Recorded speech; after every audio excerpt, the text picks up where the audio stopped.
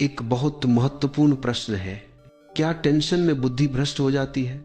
मैं कहता हूं टेंशन में बुद्धि होती ही नहीं। बुद्धि शांति में खेलती है, जैसे कमल कीचड़ में नहीं, जल की निस्तब्धता में। और टेंशन तो मन का बुखार है। जब तुम टेंशन में होते हो तो तुम वर्तमान में नहीं होते। तुम या तो बीते हुए कल में अटके हो या आने वाले कल से डरे हुए हो। और जो वर्तमान से चूक गया वह बुद्धि से चूक गया।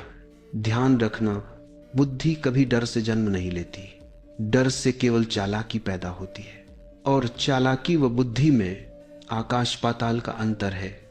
टेंशन में आदमी सही और गलत का भेद खो देता है।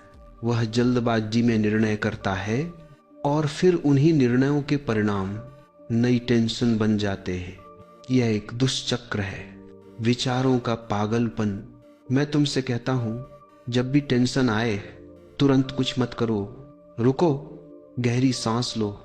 देखो, ये टेंशन तुम्हारे बाहर नहीं है, ये तुम्हारे भीतर का विचार है।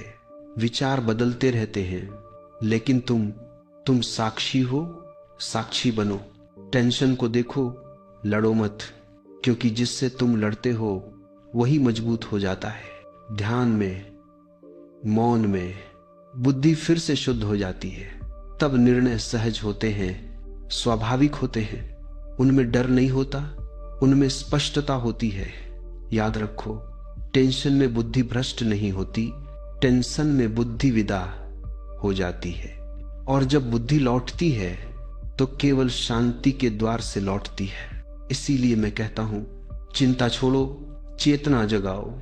यही असली बुद्धि है।